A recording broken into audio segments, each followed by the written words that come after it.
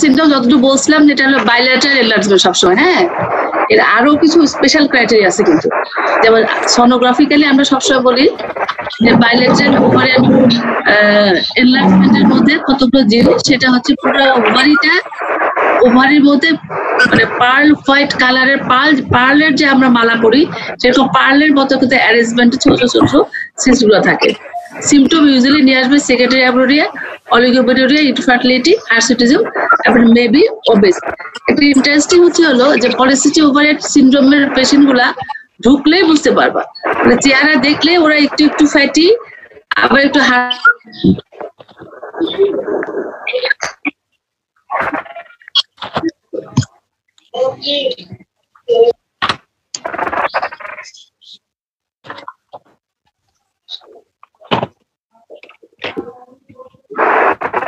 তোমার ডিজার্টেশন আছে, প্রচুর তোমার হচ্ছে বই পুস্তক আছে, কিন্তু তোমাদের আন্ডার গ্রাজুয়েটের জন্য অত বেশি দরকার নেই। জাস্ট তোমরা জানো যে পলিসিস্টিক ওভারিয়ান সিনড্রোম বলে একটা টার্মিনোলজি আছে, এটা এরকম বাইল্যাটারাল হয়, ফিচার সাধারণত এই ধরনের ফিচার নিয়ে আসে এবং ল্যাবরেটরি টেস্ট করলে আমরা এগুলো পাই। আর ট্রিটমেন্টটা বেশি ইম্পর্টেন্ট, স্পেশালি পেশেন্ট যদি ইনফার্টাইল হয়, যদি চায় যে আমার বাচ্চা কাচ্চা না আমাকে বাচ্চার জন্য ট্রিটমেন্ট দেন, তাহলে তোমাকে আমাদের প্রোএফএস সাইটের সঙ্গে আমরা মেটফর্মিন দিয়ে দেবো। প্রোএফএস সাইট হচ্ছে ওভুলেশন ইন্ডিউসিং ড্রাগ, আগে বললাম এটা হলো class 1 ovulation inducing drug still now. আর তার সঙ্গে মেটফর্মিনটা আমরা দিচ্ছি। মেটফর্মিনটা কেন দেই? এই যে ইনসুলিন যে রেজিস্ট্যান্স থাকে ও একটা মেটাবলিক ইরোড তৈরি করে, এই মেটাবলিক ইরোডটাকে কারেকশন করার জন্য মেটফর্মিন দেওয়া হয়, তখন দেখা যায় ফার্টিলিটিটা ইমপ্রুভ করে। আর যদি কোনো পেশেন্ট এরকম হয় যে না আমি প্রেগনেন্সি চাই না, কিন্তু আমার পলিসিস্টিক ওভারিয়ান সিনড্রোমের জন্য যে সিমটম গুলো আছে সেকেন্ডারি অ্যামনোরিয়া, অলিগোমেনেরিয়া বা হার্সিটিজম, এর জন্য আমাকে ট্রিটমেন্ট দেন, তখন আমরা আগের সবগুলোর মধ্যে কিন্তু ওসিপি এই ট্রিটমেন্টটা দিয়ে দিই। হ্যাঁ, ওসিপি দিয়ে দিই।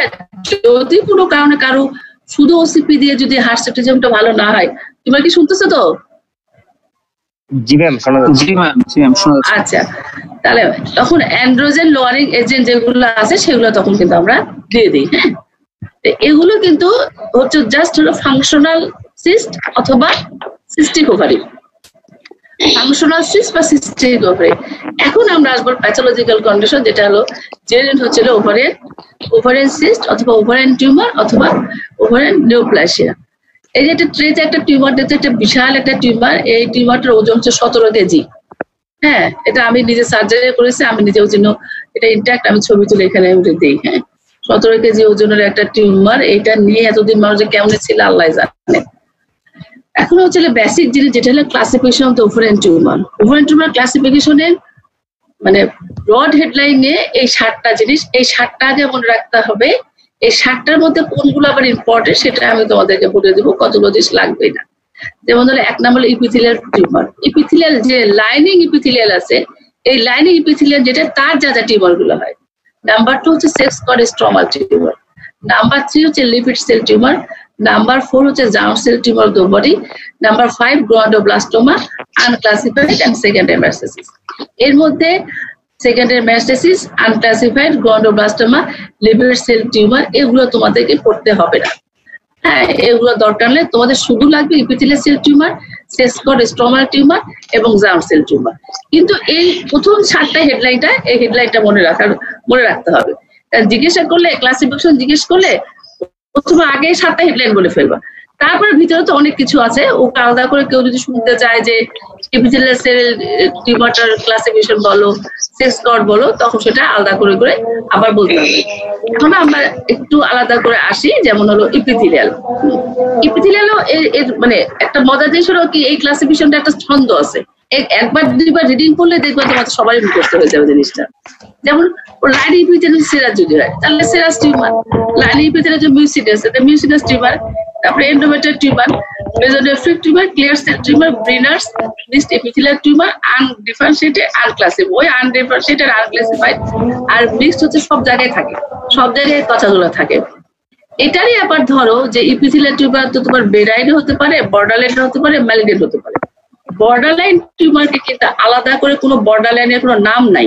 হ্যাঁ, কিন্তু হিস্টোপ্যাথোলজিক্যালি কিছু অ্যাটিপিক্যাল থাকলে তখন ওরা বলে দেয় বর্ডারলাইন টিউমার। আর বেনাইন বা ম্যালিগনেন্ট যদি হয় তার কিন্তু নামটা আলাদা আলাদা হয়। যেমন সেরাস টিউমার যদি হয় তাহলে বেনাইন হলে সেরাস সিস্ট কি হবে? Serous cyst adenoma. আবার যদি ম্যালিগন্যান্ট হয় তাহলে সেরাস সিস্ট অ্যাডিনো কার্সিনোমা। একই জিনিস, visual cyst adenoma, visual cyst adeno carcinoma. আচ্ছা, এগুলোর মধ্যে এই যে এতগুলো ক্লাসিফিকেশন আছে তোমার ইপিথেলিয়াল মধ্যে, আমাদের সেরাস লুইসিনাসটাই মেইনলি তোমাদেরকে আবার একটু একটু করে পড়তে হবে। এগুলো খালি ক্লাসিফিকেশনের জন্য মুখস্থ বলার জন্য, বুঝছো? নামগুলো মুখস্থ বলার জন্য এগুলো খালি মনে রাখবা, বললে হবে। নেক্সট আমরা চলে আসছে হচ্ছিল সেক্স কর্ড স্ট্রোমাল টিউমার। বললাম যে 2-3টা ক্লাসিফিকেশন লাগবে। যেহেতু সেক্স কর্ড স্ট্রোমাল টিউমার, বুঝতেই পারছো এখানকার টিউমার গুলা হচ্ছে বেসিক্যালি হরমোন প্রডিউসিং টিউমার। হ্যাঁ, এর মধ্যে ম্যাক্সিমাম টিউমারই হচ্ছে হরমোন প্রডিউসিং টিউমার, শুধুমাত্র ফাইব্রোমা বাদে। তাহলে সেক্স কর্ড স্ট্রোমা মানে স্ট্রোমা যেগুলো থাকে সেগুলোর, যেমন হলো ground cell tumour, tumour of the thecoma, সেটা আবার thecoma, fibroma unclassified, androblastoma, gynandroblastoma unclassified. এই কয়টা মনে রাখতে হবে যে ground cell tumour, tumour of the thecoma fibroma group, androblastoma, gynandroblastoma and unclassified. আবার থিকোমার মধ্যে থিকোমা ফাইব্রোমা আনক্লাসিফাইড, আর অ্যান্ড্রোব্লাস্টোমার মধ্যে Sertoli cell tumour, Sertoli Leydig cell tumour আর হাইলা সেল টিউমার। যা যা জিনিস আছে আসলে বেসিক্যালি পুরো উভয়টা যা যে স্ট্রাকচার নিয়ে তৈরি হয়েছে না, ওগুলো যা আছে সেগুলো আলাদা আলাদা করেও টিউমার হয়। অতটুকু একটা অর্গান টিউমার হওয়ার সময় কিন্তু বহুত কিছু হয়, এটা হলো একটা ব্যাপার। তারপরে আমাদের যে লিপিড সেল টিউমার বলে এটা তেমন কিছু করতে হবে না। তারপরে আসলে germ cell tumour of the body, এটা খুব ইম্পর্টেন্ট। হ্যাঁ, কারণ জার্ম সেল টিউমারটা আমাদের খুব ইয়াং পেশেন্ট যারা ওভারিয়ান টিউমার যদি নিয়ে আসে তাদের কিন্তু জার্ম সেল টিউমারই বেশি হয়। জার্ম সেল টিউমার আমরা সবসময় বলি যে 15 থেকে 20% of the primary ovarian tumour. তার মধ্যে dysgerminoma, endometrial sinus tumour, embryonal cell carcinoma, embryoma, choriocarcinoma, teratoma. Teratoma আবার immature, mature, monodermal mixed form. এর মধ্যে শুধুমাত্র এই যে পুরো জার্ম সেল টিউমার, এই জিনিসটা একটা কথা মনে রাখলে মনে থাকবে, পুরো জার্ম সেল টিউমারটা কিন্তু ম্যালিগন্যান্ট টিউমার এক্সেপ্ট ম্যাচুর ট্রায়াটোমা। শুধু এই ম্যাচুর যে ট্রায়াটোমা আছে ডার্মারটা, এটা বাদে এগুলা বাকি কিন্তু সবগুলো কিন্তু ম্যালিগন্যান্ট, সবগুলো কিন্তু ম্যালিগন্যান্ট। মানে একটা দিকে মধ্যে জার্ম সেল টিউমার মধ্যে যা আছে, শুধু ম্যাচুর ট্রায়াটোমাটা বাদ দিলে, এই ডার্মার সিস্টটা বাদ দিলে বাকি সবগুলো কিন্তু ম্যালিগন্যান্ট, একটাও বেনাইন নেই এখানে, এটা সব ম্যালিগন্যান্ট। আর বাকি গন্ডোব্লাস্টোমা আনক্লাসিফাইড, সেকেন্ডারি মেসেজ তো অন্য কোথাও থেকে সেকেন্ডারি মেসেজে আসেই। এখানে ওভারিয়ানের সঙ্গে সেকেন্ডারি মেসেজ একটা ক্লোজ রিলেশন আছে হচ্ছিল আমাদের অ্যাপেন্ডিক্সের সঙ্গে, আর এদিকে হচ্ছে হলো তোমার হলো স্টোমাক সেলের সঙ্গে। হ্যাঁ, ওখান থেকে আসলে আমরা যেটাকে বলি সেটা হচ্ছে হলো প্রোপিনবাস টিউমার। প্রোপিনবাস টিউমারটা যদি হয় তাহলে প্রোপিনবাস টিউমার অন্য কোথাও থেকে আসছে, বিশেষ করে এটা অ্যাপেন্ডিক্স অথবা স্টোমাক থেকে আসে। তাহলে ওখান থেকে যখন আসে তখন এটা সাধারণত বাইল্যাটারাল হয়। আর এর একটা স্পেশাল ফিচার হচ্ছিল ও টিউমারটা দেখতে একটু কিডনি শেপ হয়। হ্যাঁ, বাইল্যাটারাল কিডনি শেপ, সলিড হবে, আর এর সঙ্গে তো ভার্কোস ইয়েটা পজিটিভ থাকবে। এখন অ্যাজ এ হোল যতগুলো বেনাইন টিউমার আছে, ধরো যতগুলো বেনাইন টিউমার আছে, যতগুলো ম্যালিগন্যান্ট টিউমার আছে, প্রত্যেকটা বেনাইন বা প্রত্যেকটা ম্যালিগন্যান্ট হচ্ছে কিছু স্পেশাল আলাদা দুই একটা আলাদা আছে, কিন্তু অ্যাজ এ হোল তোমরা আন্ডার গ্রাজুয়েটের জন্য অ্যাজ হোল জানলেই হবে যে অ্যাজ হোল একটা বেনাইন টিউমার হলে কি ফিচার নিয়ে আসে পেশেন্ট সাধারণত। হ্যাঁ, এন্ড পেশেন্টের এজ, কোন এজ গ্রুপের পেশেন্টের সাধারণত বেনাইন টিউমার নিয়ে আসবে, কোন এজ গ্রুপে আমাদের। কারণ আমাদের কিন্তু একটা পেশেন্ট প্রোফাইল চিন্তা করলে আমরা পেশেন্ট প্রোফাইল একটা পেশেন্টের এজ কত, প্যারাইটি কি, এজ প্যারাইটি কি, এই দুটা জিনিসকে আমরা গুরুত্ব দিই যে ও পেশেন্ট প্রোফাইলটা কি। তাহলে এজ কোন ধরনের এজে সাধারণত আমাদের বেশি এটা হতে পারে। একটা মজার কথা হচ্ছে যে benign tumour predominantly manifest the late child late child bearing পিরিয়ডে সময় এই টিউমারটা বেশি হয়। তার মানে কিন্তু এই নয় না যে অন্য সময় এই টিউমারটা হতে পারবে না, এটা কিন্তু না। ইউজুয়ালি দেখা যায় যে বেশি হচ্ছে তোমার হচ্ছে late child bearing age. Late child bearing age যদি আমি বলি তাহলে এখন চাইল্ড বিয়ারিং এজ কোনটা আমাদের, কোনটা আমরা চাইল্ড বিয়ারিং এজ বলবো? তাহলে এই আমরা একদম মানে ম্যাক্সিমাম যে চাইল্ড বিয়ারিং এজ বলি তাহলে 18 থেকে 38 বা 40 পর্যন্ত। হ্যাঁ, এইটা ধরো এই টিউমার গুলা 35-এর পরে, লেট চাইল্ড বিয়ারিং 35-এর পরে সাধারণত যদি এরকম কোনো একটা ফিচার নিয়ে আসে তাহলে আমরা মনে করতে পারি এটা হচ্ছে ক্লিনিক্যাল ফিচার অফ বেনাইন টিউমারে। কারণ ম্যালিগনেন্ট হচ্ছে কি টু আর্লি টু লেট, বেশি আগের দিকে একদম ইয়াং এজ, আবার মেনোপজ পেরিমেনোপজাল এজের যে টিউমার গুলো হবে এগুলো হবে তোমার ম্যালিগনেন্ট। তারপরে আমরা চলে আসি হচ্ছিল এর হলো প্যারাইটিতে। প্যারাইটি কি হতে পারে? হ্যাঁ, প্যারাইটির মধ্যে there is no correlation with the প্যারাইটি। বাচ্চা হওয়া না হওয়ার সঙ্গে বেনাইনের কোনো যোগাযোগ নেই। শোনা যাচ্ছে তো নাকি? এই শোনা যাচ্ছে? আচ্ছা, তাহলে এর কোনো রিলেশন নাই। হ্যাঁ, প্যারাইটির সঙ্গে কোনো রিলেশন নাই, বাচ্চা থাকুক না থাকুক এতে যে বেনাইন টিউমারের কোনো রিলেশন নেই।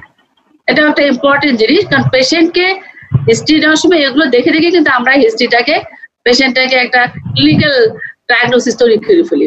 এখন আসলে টিউমারটা সাধারণত কি কি ফিচার নিয়ে আসে?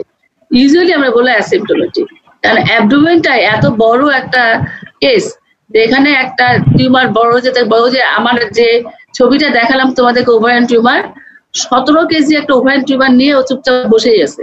17 কেজি অবস্থাতে সে আসছে যে তার একটা মানে এখন একটু বড় লাগতেছে, তাকে অনেক আগেই বড় মানে কষ্ট হওয়া উচিত ছিল।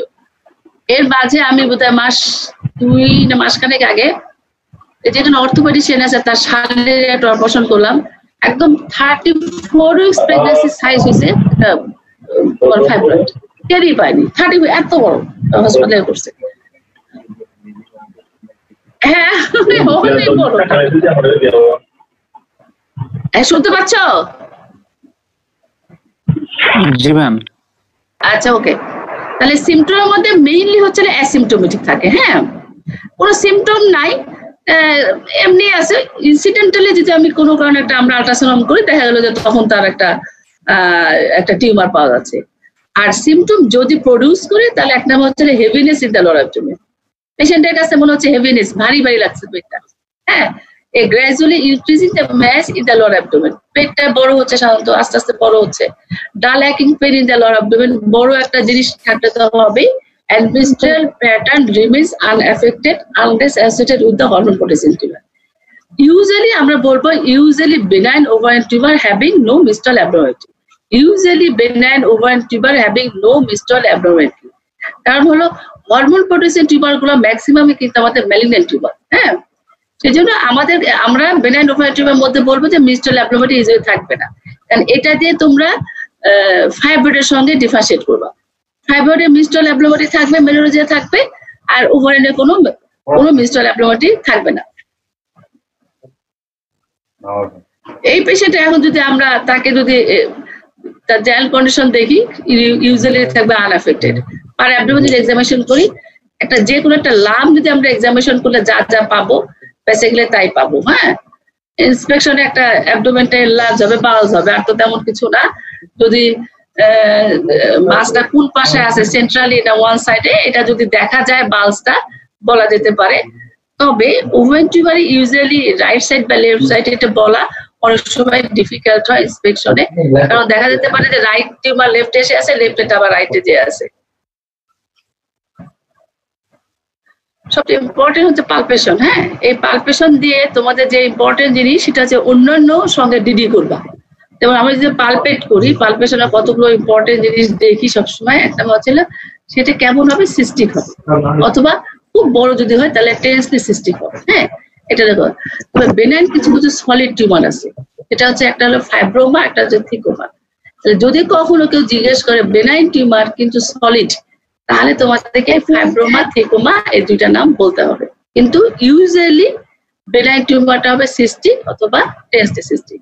আর এটা ইউজুয়ালি ফ্রিলি মোবাইল, সব সাইড বাই সাইড বা অ্যাবভ ডাউন সব দিকে মুভ করবে। হ্যাঁ, কি এটা সরে দিলাম। হ্যাঁ, আচ্ছা, ওটা অসুবিধা হচ্ছে না।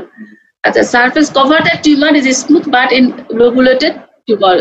লোবুলেটেড যদি হয় তাহলে সেই লোবুলেশন পেতে পারি আমরা। It is usually non tender. মানে যে কোনো একটা লাম যদি ওরা পালপেট করি, তাহলে আমরা কি করি, আগে ইন্সপেকশন করলাম, তারপরে পালপেশন করলাম। পালপেশন কি কি দেখি, একটা আমার সাইজ দেখি। যে কোনো টিউমার পালে তুমি একটা সাইজ দেখবা, কতখানি সাইজ হলো। সাইজটা আমি কিভাবে রিলেট করতে পারি সেন্টিমিটার দিয়ে, মেজারিং টেপ দিয়ে, অথবা প্রেগনেন্সি সাইজের সঙ্গে আমরা সাধারণত সাইজটা অনেক সময় বলি যে এটা 20 উইকস প্রেগনেন্সি সাইজ বা 30 উইকস প্রেগনেন্সি সাইজ, এরকম যেটা আমাদের মেজারমেন্ট আছে সেটা একটা সাইজ বলি।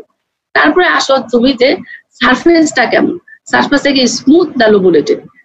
সাধারণত বেনাইনে আমরা স্মুথ পাবো। তারপরে মার্জিনটা কি পাবো? পুরো মার্জিনটা পাবো ক্লিয়ারলি ডেলিনেটেড। এটা বলি যে ক্লিয়ার একটা মার্জিন আছে, পুরো মার্জিনটা ক্লিয়ারলি একটা ডেলিনেটেড একটা মার্জিন পাবো। তারপরে হচ্ছে না, এটা টিউবারটা যদি মুভ করি side to side and above downwards, তাহলে ফ্রিলি মুভ করবে এবং ইউজুয়ালি এটা নন টেন্ডার। আর এটা সাধারণত সিস্টিক হয় অথবা টেস্টি সিস্টিক হতে পারে। এটার সঙ্গে আবার যখন ম্যালিগন্যান্টের তোমরা দেখবা যে জাস্ট এর উল্টা জিনিসটা আমরা ম্যালিগন্যান্সিতে পাবো। পারকাশন যদি করি তাহলে হচ্ছে percussion notice dull on the centre and resonant in the flanks. কারণ হলো যখন টিউমারটা এরকম গ্রো করবে উপর দিকে তখন বাউল গুলো সাইডে সাইডে চলে যাবে, ওই জন্য রেজোনেন্ট পাওয়া হচ্ছে ফ্ল্যাঙ্কসে।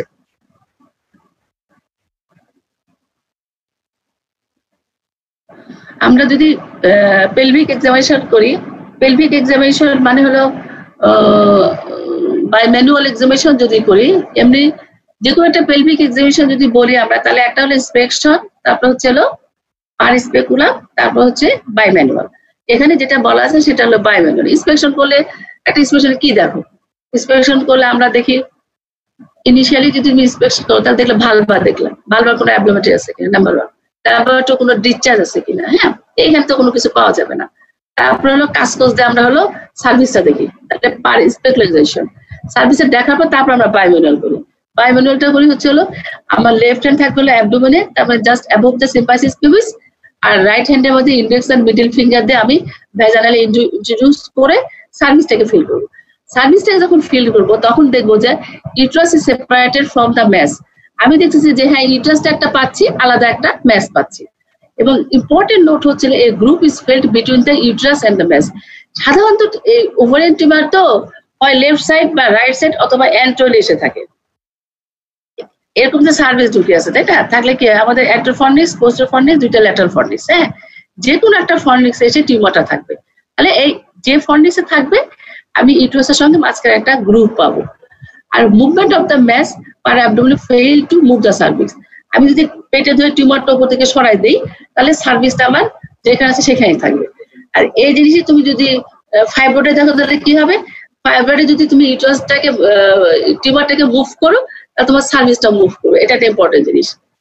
আচ্ছা, the lower pole of the cyst may be filled through the fornix. Fornix দিয়ে আমি লোয়ার পোলটা ফিল করতে পারবো।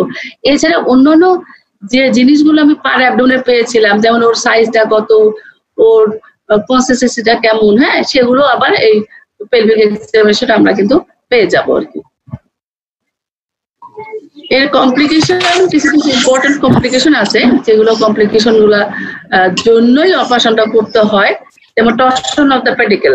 এই torsion of the pedicle, torsion নিয়েই কিন্তু রুগী আমাদের কাছে অনেক সময় এই ফিচারের জন্য আসে। অনেকদিন ধরে এটা টিউমার আছে, চুপচাপ বসে আছে, হঠাৎ করে মধ্যরাতে ব্যথা শুরু হলো, এসে ইমার্জেন্সিতে জয়েন করলো যে আমার ব্যথা হচ্ছে। এখন আগে থেকে তো কোনো সমস্যা ছিল না, খালি পেটটা একটু ফোলা ফোলা। আচ্ছা, ইন্টারসিস্টিক হেমোরেজ যদি হয় তাহলেও পেইন হবে, ইনফেকশন যদি হয় তাহলেও কিন্তু পেইন হয়, রাপচার হলে পেইন হয়। আর সুডোমিক্সিমা পেরিটোনিয়া, এটা একটা আলাদা একটা ফিচার, যেটা মিসোরিয়াস সিস্ট অ্যাডিনোর মধ্যে হয়, এটা আমি আলাদা করে পড়াবো, ম্যালিগন্যান্সিতে আলাদা করে পড়াবো। তাহলে পেডিকেল যে টর্শন হয় সেটা, সুডোমিক্সিমা পেরিটোনিয়া, এই দুটা জিনিস আলাদা করে আবার পড়ানো হবে। এখন শুধু এগুলো কমপ্লিকেশন হতে পারে বেনাইন ওভারিয়ান টিউমারে, এই কমপ্লিকেশন গুলো মনে রাখলে হবে। আরো অনেক কমপ্লিকেশন আছে, অত মনে রাখার দরকার নেই, এই 6-7টা বলতে পারলে হবে। আছে অনেক কিছু, অত কিছু দরকার নেই। এখন আমরা চলে আসি যে বেনাইন ওভারিয়ান টিউমার যদি কোনো কেস থাকে তাহলে তোমাকে সবসময় জন্য জিজ্ঞেস করবে এর সঙ্গে কি ডিডি করবা। কারণ ডিডি না করলে কিন্তু তোমরা মানে এইটাকে ক্লিনিক্যাল ডায়াগনোসিস করতে পারবা, তাই না? ডিডি করে ক্লিনিক্যাল ডায়াগনোসিস করে তারপরে ইনভেস্টিগেশন করে তারপর কনফার্ম ডায়াগনোসিস। হ্যাঁ, তাহলে ডিডি করলে 1 নাম্বার চলে আসবে আমাদের ফুল ব্লাডার, যেহেতু একটা লোয়ার অ্যাবডোমেনে একটা জিনিস ফুল ব্লাডার। 2 নাম্বার প্রেগন্যান্সি, 3 নাম্বার হচ্ছে ফাইব্রয়েড। এন্ড ফুল ব্লাডার যদি হয় তাহলে আমি কিভাবে এটাকে করবো, পেশেন্টটাকে জাস্ট ব্লাডারটা ইভাকুয়েট করলে, যদি পেশেন্টের যদি এরকম দৃষ্টি থাকে যে ওর ইউরিনেশন কমপ্লিট হয় না, হ্যাঁ, ইনকমপ্লিট ইউরিনেশন হয়, তাহলে তুমি ক্যাথেটার করে দিতে পারো, অথবা পেশেন্টকে বলবা যে আপনি বাথরুম করে আসেন। পেলভিক এক্সামিনেশনের নিয়মই কিন্তু বাথরুম করে আসা। আর ফুল ব্লাডার যদি কোনো পিভি করো তাহলে দেখবা সত্যি একটা মনে হয় ওভারিয়ান টিউমার, সুন্দর। ফুল ব্লাডার পিভি করলে একদম মনে হয় অ্যান্টির ফন্ডিক্স দিয়ে একটা ওভারিয়ান টিউমার। এরকম মিস আমরা অনেকেই করি। আচ্ছা, সেকেন্ড হচ্ছে প্রেগনেন্সি। তাহলে প্রেগনেন্সি যদি হয় তাহলে তুমি পেশেন্টের হিস্ট্রি নেবে প্রথমে, যে ওর মেনস্ট্রুয়েশন বন্ধ আছে কিনা। যদি মেনস্ট্রুয়েশন বন্ধ থাকে তাহলে একটা প্রেগনেন্সির সম্ভাবনা আছে। আর বেনাইন ওভারিয়ান টিউমারে মিস্ট্রাল অ্যাবনর্মালিটি হবে না, এটা খুব ইম্পর্টেন্ট জিনিস, ইউজুয়ালি হবে না। এবং প্রেগনেন্সিতে আর কি পাবো আমরা? প্রেগনেন্সি ফিটাল পার্টস পাবো, ফিটাল হার্ট সাউন্ড পাবো। হ্যাঁ, তাহলে এইভাবে আমি ডিফারেন্সিয়েট করলাম। ফাইব্রয়েড যদি হয়, যেটা খুব ইম্পর্টেন্ট, যে ফাইব্রয়েডের সঙ্গে ওভারিয়ান টিউমারকে আমরা কিভাবে ডিফারেন্সিয়েট করবো। এখন তুমি চলে আসো ফাইব্রয়েডেরও হিস্ট্রি নাও, ওভারিয়ান টিউমার হিস্ট্রি নাও। ফাইব্রয়েডে ইউজুয়ালি কি হয়? মিস্ট্রাল অ্যাবনর্মালিটি থাকে। কি মিস্ট্রাল অ্যাবনর্মালিটি থাকে? প্রোগ্রেসিভ মেনোরেজিয়া, প্রোগ্রেসিভ মেনোরেজিয়া, ঠিক আছে, প্রোগ্রেসিভ মেনোরেজিয়া। আর বেনাইন ওভারিয়ান টিউমারে ইউজুয়ালি কোনো মিস্ট্রাল অ্যাবনর্মালিটি থাকবে না। আচ্ছা, আর হচ্ছে এজের মধ্যে যদি দেখো, ফাইব্রয়েডে কিন্তু লেট রিপ্রোডাক্টিভ এজে হয়, অথবা ফাইব্রয়েড কিন্তু absolutely disease of reproductive age, এটা কিন্তু রিপ্রোডাক্টিভ এজেরই ডিজিজ। রিপ্রোডাক্টিভ এজ পার হয়ে গেলে ফাইব্রয়েডের কমপ্লেনের পেশেন্ট তোমার কাছে আসবে না। আচ্ছা, আর বেনাইন ওভারিয়ান টিউমারটা এটা লেট রিপ্রোডাক্টিভ এজ হয়, এটা খুব একটা বেশি পার্থক্য নাই, মানে একই মধ্যে রাখতে পারে। এখন চলে আসো যে আমরা যদি পালপেট করি, তাহলে পালপেশনের মধ্যে ফাইব্রয়েডটা যদি একটা সিঙ্গেল ফাইব্রয়েড হয় তাহলে কিন্তু একদম ইউনিফর্মলি এনলার্জ অ্যাবডোমেন হতে পারে। ইউজুয়ালি ফাইব্রয়েড মাল্টিপল হয়, মাল্টিপল হলে কিন্তু অ্যাবডোমেনটা সাধারণত ইউনিফর্মলি এনলার্জ হয় না। আর দুটাই এনলার্জ, এটাও এনলার্জ হবে অ্যাবডোমেন, এটাও এনলার্জ হবে অ্যাবডোমেন। এখন তুমি মার্জিন যদি দেখো, তাহলে in case of benign ovarian tumour হচ্ছে মার্জিনটা ক্লিয়ারলি ডেলিনেটেড, একদম সুন্দর একটা মার্জিন পাবা। কিন্তু ফাইব্রয়েডে যেগুলো এক পাশ থেকে হয়েছে সাধারণত অত ক্লিয়ারলি একটা মার্জিন পাওয়া যায় না। কনসিস্টেন্সি হচ্ছে ফাইব্রয়েডে হচ্ছে ফার্ম কনসিস্টেন্সি, এটা খুব ইম্পর্টেন্ট, ফার্ম। আর ওভারিয়ান টিউমারে কি হবে? সিস্টিক হবে বা টেন্সলি সিস্টিক। বেশি যদি পানি দাও তুমি পলিথিন ব্যাগের মধ্যে যে টান করে দাও, তাহলে ওই যেরকম টেন্স হবে সেরকম টেন্স সিস্টিক হবে। তারপরে ফাইবারটা আবার কি, যদি অনেকগুলো ফাইবার থাকে তাহলে একদম খুব লোবুলেটে এরকম পাওয়া যাবে কনসিস্টেন্সি। আর যদি আমরা পিভিট মুভমেন্ট করি তাহলে ফাইবারে হচ্ছে সাইড টু সাইড মুভমেন্ট হবে, কারণ ইউটেরাস সার্ভিক্সটা যে আটকানো, এদিকে এদিকে মুভমেন্ট হবে। আর যদি ওভারিয়ান টিউমার হয় তাহলে হচ্ছে অল ডিরেকশন, ওপরেও যাবেন। ওভারিয়ান টিউমারে কেন অল ডিরেকশনে একটা লম্বা পেডিকেল থাকে, তাই না? ওভারের সঙ্গে একটা লম্বা পেডিকেল থাকে, অল ডিরেকশনে এটা মুভমেন্টটা করবে। পিভি যদি করি তাহলে আমরা কি পাবো? ফাইব্রয়েড যদি থাকে আর ওভারিয়ান টিউমার যদি থাকে। ওভারিয়ান টিউমার বললাম যে ইউটেরাসটাকে ক্লিয়ারলি সেপারেট পাবো, একটা ম্যাচ থাকে, এবং ওভারিয়ান টিউমার এবং ইউটেরাসের মাঝখানে একটা আমরা গ্রুপ পাবো, একটা গর্ত পাবো, গ্রুপ পাবো। আর একটা হচ্ছে ফাইব্রয়েডে যদি আমি মানে ফাইব্রয়েডটাকে যদি আপওয়ার্ড লিফট আপ করি তাহলে সার্ভিসটা করতে উঠে যাবে। আর ওভারিয়ান টিউমারকে যদি আপওয়ার্ড লিফট আপ করি সার্ভিস যেখানে আছে সেখানেই থাকবে। এটা হচ্ছে পার্থক্য। আচ্ছা, প্রেগনেন্সি উইথ ফাইব্রয়েড এই দুটা মিলে হবে একসঙ্গে। ফাংশনাল সিস্ট যদি হয় তাহলে ফাংশনাল সিস্ট ওরা কি শুনতে পাচ্ছে? তোমরা শুনতে পাচ্ছ? জি ম্যাম, শোনা যাচ্ছে। জি ম্যাম। আচ্ছা, জি ম্যাম। আচ্ছা, ফাংশনাল সিস্টের যে ক্রাইটেরিয়া গুলো বললাম, যে নট মোর দেন 5 সেন্টিমিটার, তারপরে স্পন্টেনিয়াসলি রিগ্রেশন হয়ে যায়, অ্যাসিম্পটোমেটিক থাকে, হ্যাঁ, ওর লাইনিং ইপিথেলিয়াম যা থাকে, ওর সিক্রেশন ম্যাটেরিয়ালস তাই থাকে। এভাবে আমাদেরকে এটাকে ডিফারেন্সিয়েট করতে হবে। অ্যাসাইটিস যদি হয় তাহলে তো পুরো অ্যাবডোমিনাল ক্যাভিটির মধ্যে ফ্লুইড থাকবে, আবার একটা আলাদা করে সেপারেট করে লাম্প পাওয়া যাবে না, এভাবে করতে হবে। আর সিস্টেড পেরিটোনিয়াইটিস, ব্রড লিগামেন্ট সিস্ট, এগুলোর মধ্যে তোমাদের ফুল ব্লাডার, প্রেগন্যান্সি আর ফাইব্রয়েড, এই তিনটা মেইনলি ডিফারেন্সিয়েট করতে হবে। এই তিনটায় আসল কথা, এবং তার মধ্যে ফাইব্রয়েডের সঙ্গে আরো বেশি। এগুলো তোমার নাম বলবা, কিন্তু ডিফারেন্সিয়েট করার সময় এই তিনটা করলেই হবে, সবগুলো আলাদা করে অত জানারও দরকার, নামগুলো জানলেই হবে। কিছু স্পেশাল ইনভেস্টিগেশন, কিন্তু আসলে আল্ট্রাসোনোগ্রাম কোনো স্পেশাল ইনভেস্টিগেশন না। বেসিক্যালি আমরা আগে তো ক্লিনিক্যালি বেশি ডায়াগনোসিস করতাম, যখন আল্ট্রাসোনোগ্রাম আসলো তখন আল্ট্রাসোনোগ্রাম, আমরা যখন ইন্টার্নি করছি তখন কিন্তু আল্ট্রাসোনোগ্রাম ছিল না। আমরা যখন ইন্টার্নি করছি তখন শেষের দিকে মনে আল্ট্রাসোনোগ্রাম আসলো নিউক্লিয়ার মেডিসিনে, একটা আল্ট্রাসোনোগ্রাম মেশিন আসলে একটা কেবল, হ্যাঁ, ওইটা আমরা দেখতে গেছিলাম যে সে কি। আর সব কত সালে? 98 কেন হবে? আমি 98 এখানে আসছি, 98 তো আমি এখানে আসছি। আমি পাস করছি 85 পাস করছি। 85 এর কাহিনী সেটা। যাই হোক, 77 ম্যাট্রিক পাস করছি, 79 ইন্টারমিডিয়েট পাস করছি, 79 ইন্টারমিডিয়েট পাস করে তখন। যাই হোক, এখন হলো আল্ট্রাসোনোগ্রাম এমন একটা ইনভেস্টিগেশন আসছে আমাদের, যেটা যদি তুমি অ্যাজ এ ফিজিশিয়ান হিসেবে একটা রোগীকে যদি ক্লিনিক্যাল ডায়াগনোসিস করে দাও যে তোমার ডায়াগনোসিস এটা, আল্ট্রাসাউন্ড না লিখে দাও, ও তোমার কাছে দ্বিতীয়বার আর আসবে না। মানে একটা ফেভারিট ইনভেস্টিগেশন হয়ে গেছে সোনোগ্রাফি। আল্ট্রাসোনোগ্রাম কিন্তু সবচেয়ে best investigation for diagnosis of the over best মানে এর চেয়ে ভালো আর কোনো ইনভেস্টিগেশন ফ্যাসিলিটিস আর কিছু নাই। হ্যাঁ, এছাড়াও আমরা করতে পারি স্ট্রেট একটা এক্সরে অ্যাবডোমেন করে দেখতে পারি। যদি এক্সরে করি তাহলে এক্সরে করলে একটা সফট টিস্যু শ্যাডো পেতে পারি। আর যদি টিউমারটার মধ্যে অন্য কোনো ম্যাটেরিয়ালস থাকে, স্পেশালি ডার্মার যদি হয়, ডার্মার যদি কি কি থাকতে পারে, দাঁত থাকতে পারে, মোলার টিথ থাকে, দাঁত থাকে, অক্সিপোড বোনস থাকে, তখন এই বোনসে শ্যাডো আসে। হ্যাঁ, এটা খুব সুন্দর। আচ্ছা, আমরা এগুলো করি না। আর কোনো কনফিউশন যদি থাকে তখন আমরা করি examination under anaesthesia. Examination under anaesthesia কিন্তু খুব ভালো একটা মানে ইনভেস্টিগেশন প্রসিডিউর। যদিও এটা কিন্তু আমাদের একটা ক্লিনিক্যাল কাজই, কিন্তু এটা একটা important investigation examination under anaesthesia. এবং বিশেষ করে তুমি খুব কনফিউশন হয়েছো, তখন পেশেন্টটাকে অ্যানেস্থেসিয়া দিয়ে পজিশন যদি টেন্ডেলিভার করা যায় তাহলে অটোমেটিক্যালি পেডিকেল দিয়ে হোয়াইট এখন ঝুলে চলে আসে, তখন তোমাদেরকে পেতে অনেক সুবিধা হয়। না, প্রেগনেন্ট করবো না, এটা প্রেগনেন্ট তো এক্সরে আমরা করবো না।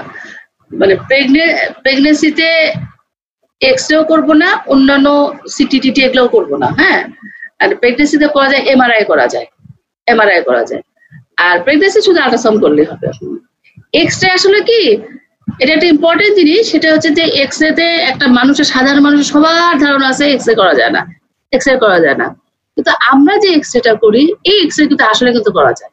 আমাদের করা যায় না 10 র্যাটস যদি ব্যবহার করি, 10 র্যাটস যদি এক্সরে করি সেই এক্সরেটা হচ্ছে না ক্ষতিকারক। কিন্তু হ্যাঁ, আমরা করি হচ্ছে মাত্র 0.2 র্যাটস। আমাদের যে এক্সরে মেশিন, এক্সরে গুলো 0.2 র্যাটস। কিন্তু 10 র্যাটের যদি 10 ফর্মুলা একটা আছে, যে 10 ফর্মুলা অ্যাভয়েড করতে হয়, 10 র্যাটস যদি করি তাহলে কিন্তু আসলে করা যায় না। কিন্তু কোনো ইমার্জেন্সি লাগলে কিন্তু করা যাবে। মানে কিন্তু মানুষের মধ্যে একটা অনেক আগে থেকে কিন্তু একটা ধারণা আছে না আমাদের এক্সরে করা যাবে না, এক্সরে করলে বাচ্চা অ্যাবনর্মাল হবে, এটা হবে সেটা হবে, কিন্তু আসলে করা যায়। ও আমরা তো অল্প রেদে করি, বেশি রেদে করি না। আচ্ছা, তারপরে যদি কোনো কারণে বেশি কনফিউশন থাকে তখন কিন্তু আমরা ল্যাপারোস্কোপিক্যালিও কিন্তু ডায়াগনোসিসটা কনফার্ম করতে পারি। এগুলো ল্যাপারোস্কোপিক্যালি স্পেশালি মানে ওভারিয়ান সিস্ট, তারপরে হচ্ছে সবচেয়ে বেশি করি আমরা হচ্ছে এন্ডোমেট্রিটিক সিস্ট, এন্ডোমেট্রোসিস বা এন্ডোমেট্রিটিক সিস্ট যেগুলো থাকে সেগুলো নাকি দিস মিটিং হ্যাজ বিন কি আসলো না বুঝে 40 মিনিট। এই তোমরা কি শুনতে পাচ্ছ?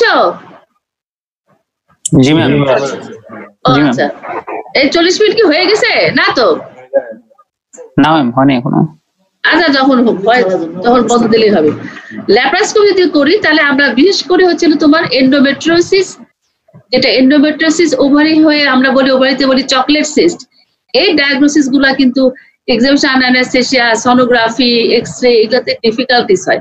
তখন কিন্তু আমরা ল্যাপারোস্কোপিক্যালি ডাইরেক্ট ভিজুয়ালাইজড, একদম ডাইরেক্ট তুমি চোখে দেখতে পাবা যে এখানে হচ্ছে চকলেট সিস্ট আছে। এটা খুব মানে ইম্পর্টেন্ট একটা। আর এখনকার যুগের জন্য ল্যাপারোস্কোপিটা একটা খুব তো মডার্ন টেকনোলজির জন্য এটা একটা ডাল ভাত।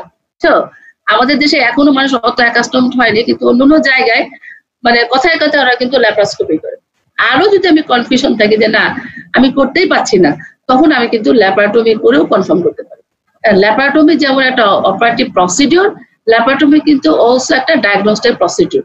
যে কোনো জিনিস খুব কনফিউশন থাকে না, রোগীর কন্ডিশন থেকে মনে বোঝা যাচ্ছে না, তাহলে আমি ল্যাপারোটমি করেই ডায়াগনোসিস করবো যে হ্যাঁ এটা কি ওভারিয়ান টিউমার, এটা অন্য কোনো টিউমার বা অন্য কোনো সমস্যা হচ্ছে। তবে এগুলো কিন্তু স্পেশাল ইনভেস্টিগেশন, মানে এগুলো ফর ডায়াগনোসিসের জন্য। আর থেরাপিউটিক জন্য কিন্তু আলাদা আমাদের ইনভেস্টিগেশন করতে হয়। সেগুলো কি ইনভেস্টিগেশন?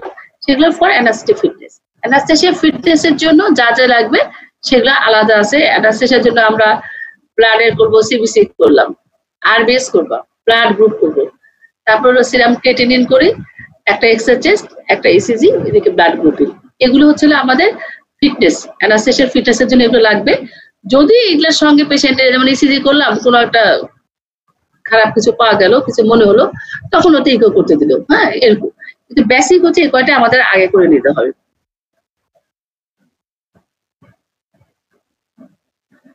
সাইটোলজি আর একটা হচ্ছে ধরো যে একটা টিউমার আমরা সোনোগ্রাফির গাইডেন্সে ওখান থেকে ধরো ফ্লুইডটা দিলাম, আমার কনফিউশন হচ্ছে যে এটা কি বেনাইন না ম্যালিগনেন্ট। আমি বেনাইন কি ম্যালিগনেন্ট যদি কনফিউশন হয়, আমি ম্যালিগনেন্ট চিন্তা করে তার হয়তো মার্কার করলাম, মার্কারটাও নেগেটিভ আসলো বা পজিটিভ নেগেটিভের মাঝখানে একটা রিপোর্ট আসলো, ওই ক্ষেত্রে আমি টিউমার থেকে ডাইরেক্ট ফ্লুইডটা নিয়ে যেভাবে আমরা অ্যাসাইটিক ফ্লুইড অ্যাসপিরেট করি সেরকম ফ্লুইড অ্যাসপিরেট করে আমরা কিন্তু সাইটোলজি করেও দেখতে পারি যেটা বেনাইন অথবা ম্যালিগনেন্ট কিনা। এটাও ভালো। এখন কিন্তু যে কোনো ল্যাপারটমি করার আগে কিন্তু আমরা অনেক কিছু করে নিয়ে দেখে নিতে চাই যে আসলে আমাদের কি করা যেতে পারে। তাহলে এগুলো হলো স্পেশাল ইনভেস্টিগেশন আমাদের বেনাইনের জন্য। এখন চলে আসে ম্যানেজমেন্ট। ম্যানেজমেন্টটা খুবই সোজা, কারণ টিউমার যেহেতু ওর হলো একটাই ম্যানেজমেন্ট, সেটা সার্জিক্যাল ম্যানেজমেন্ট, আর কিছু না। Once an operative is diagnosed, the patient should be admitted for the operation.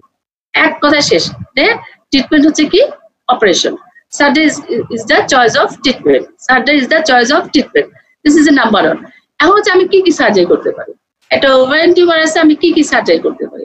তাহলে সার্জারির মধ্যে একটা ডেফিনিটিভ সার্জারি কি করতে পারি, আর হলো কনজারভেটিভ সার্জারি কি করতে পারি। ডেফিনিটিভ সার্জারি কিন্তু পেশেন্ট ইয়াং পেশেন্ট যদি হয় তাহলে ওভারিয়ান সিস্টেক্টমি, ওভারিওটমি। তাহলে ওভারিয়ান সিস্টেক্টমি মানে just removal of the cyst. একটা ওভারির গায়ে যে সিস্টটা লেগে আছে সিস্টটা তুলে ফেললাম।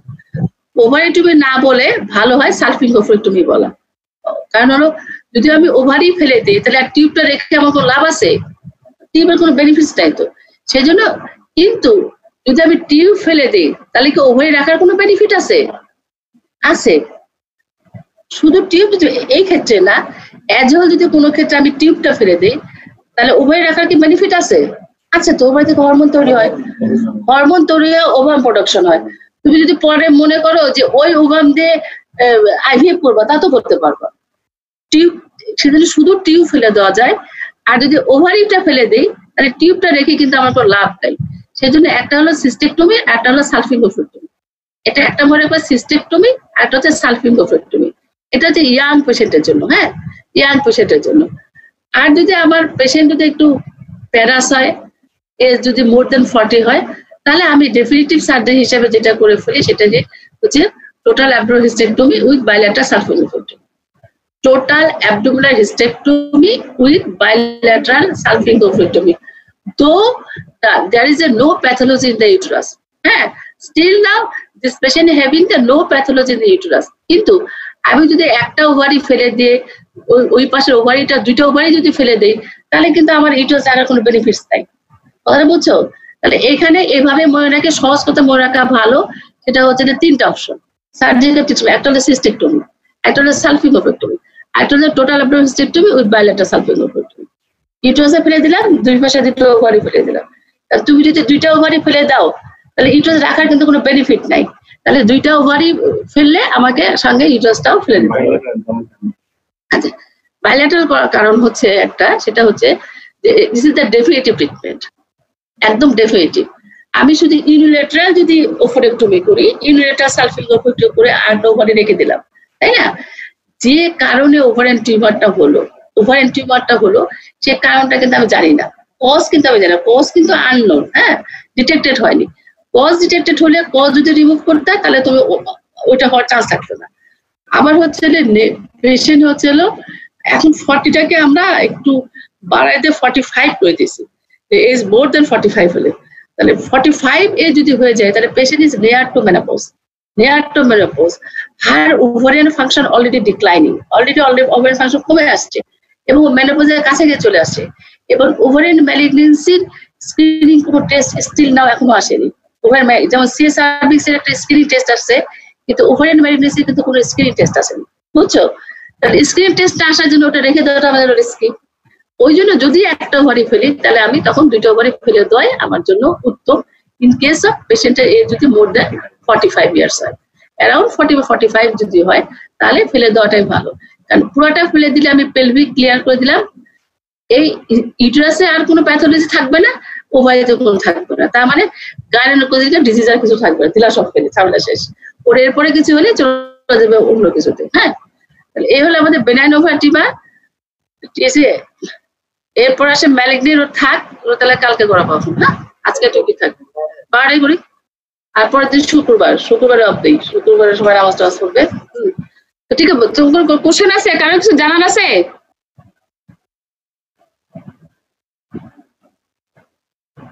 এই শুনতে পাচ্ছ না? শুনতে পাচ্ছ না তো? জি ম্যাম শোনা যাচ্ছে। জি ম্যাম শোনা যাচ্ছে। কিছু জানতে চাও? কোনো কোশ্চেন আছে?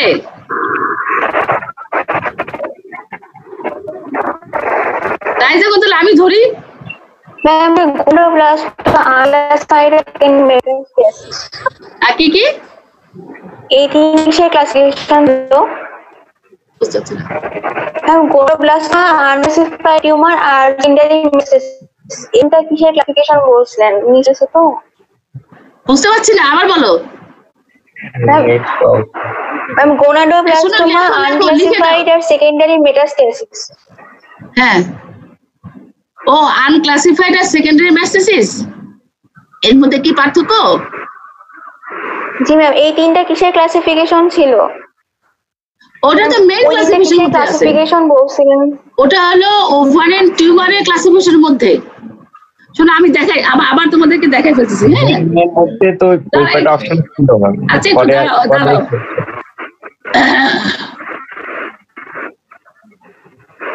না ঠিক আছে, দাঁড়াও।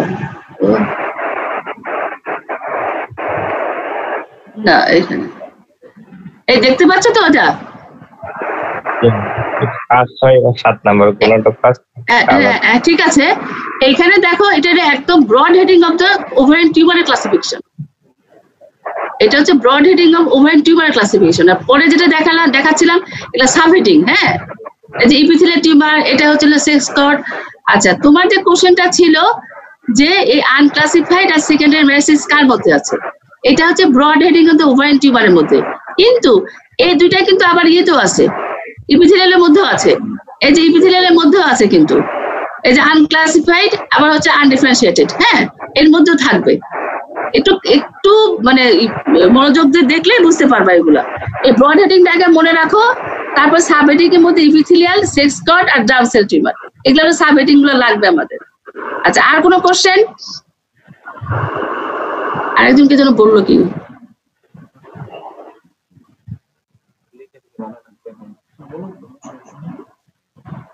হ্যাঁ, লিখলে ভালো, তো ভালো। আর কোন কোশ্চেন আছে? নাহলে ক্লোজ করে দেবো আজকে।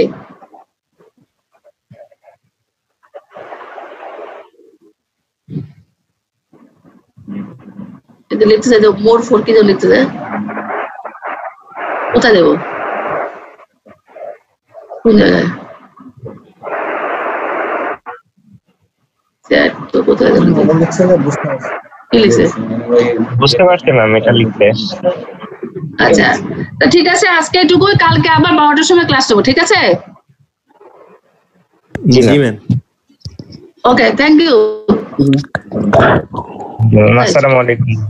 আসসালামু আলাইকুম। ওয়ালাইকুম আসসালাম বাবা।